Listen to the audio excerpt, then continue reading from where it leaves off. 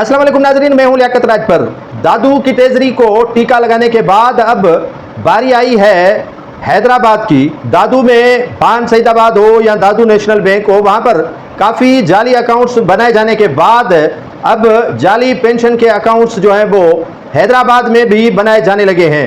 हैदराबाद ज़िले accounts office में सैयद इमाम बख्श शाह ने लूट खसूट की है डिस्ट्रिक्ट अकाउंट्स ऑफिसर के साथ। ये डिप्टी अकाउंट्स ऑफिसर सैयद इमाम बख्श शाह ने दादू में बान सईदाबाद की नेशनल बैंक में जाली अकाउंट्स बनवाए, नेशनल बैंक ब्रांच दादू में जाली अकाउंट्स बनवाए और सिंध बैंक 7 से ट्रांजैक्शन करवाई, बेनामी जायदाद बनवाई, पीर मुनवर से 50 एकड़ दूसरे अशखास के नाम पर ज़मीन ले ली 1 करोड़ में, और उसके बाद नासरानी हाउस बना लिया, वो भी करोड़ों रुपए से, फॉर्चूनर गाड़ियां, बेनामी जायदाद। और उसके अलावा इमाम बख्श शाह ने जो लूट खसूट की है उसका अगर हिसाब मांगे तो बुरा मान जाते हैं। आपको नाज़रीन एक नज़र दौड़ाता हूँ इनकी करप्शन पर, ये किस तरह करप्शन करते हैं वो मैं आज आपको बताता हूँ कि हैदराबाद ज़िले अकाउंट्स ऑफिस में अरबों रुपए की करप्शन हो रही है। वो सिर्फ ये दादू के बाद की बात बता रहा हूँ। दादू में इन्होंने बिल्कुल ही खजाने को इतनी जो है वो मार दी, इतना जो है वो टीका लगाया। ये सिर्फ खुद बेनिफिशरी नहीं बल्कि दूसरों को भी इमाम बख्श शाह ने बेनिफिशरी बनाया।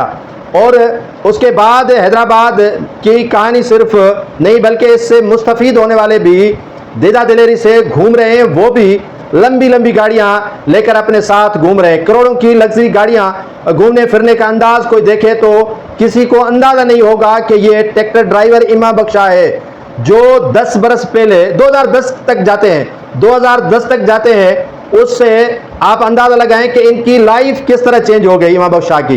इमाम बख्श शाह ने जितना कमाना था वो कमा लिया। अब जो है वो हर तरह से कह रहे हैं कि मुझसे कोई हिसाब नहीं मांगे। भाई आप करप्शन करोगे तो हिसाब आपके और आपके चहेतों से तो मांगा जाएगा। आप ABR से जो है वो गठजोड़ करके टीका कौमी खजाने को लगाएंगे तो उसका हिसाब तो आपको देना पड़ेगा। वज़ीर आला सिंध के अपने हल्के के करीबी रिश्तेदारों और ये लोग बड़ी बड़ी गाड़ियों के काफिले में ऐसे घूमते हैं जैसे किसी रियासत के वली अहद हो। 10 से 12 साल पहले जो खाने के लिए परेशान थे अब माशरे को, इदारों को परेशान कर रहे हैं। हैदराबाद में pension, GP funds, income tax और सेल्स टैक्स की कटौती न करने और माहवार सरकारी खजाने को करोड़ों रुपए का और सालाना अरबों रुपए का नुकसान देकर खुद को अमीर करीब बन गए हैं।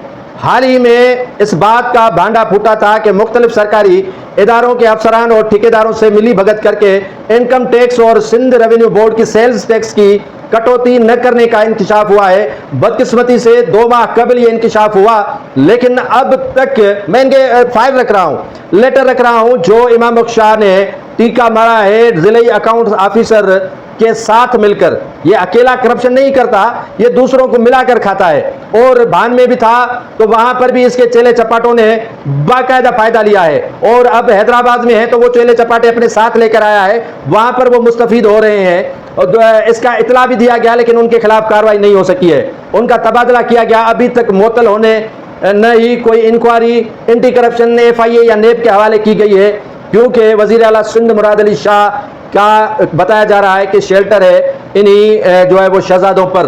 तो यकीनन अब शिकंजा इनके लिए तैयार हो गया है, इनके जो सहूलतकार हैं उनके लिए भी शिकंजा तैयार हो गया है। इंशाअल्लाह ताला ये अन करीब उसी शिकंजे में फंसने वाले हैं।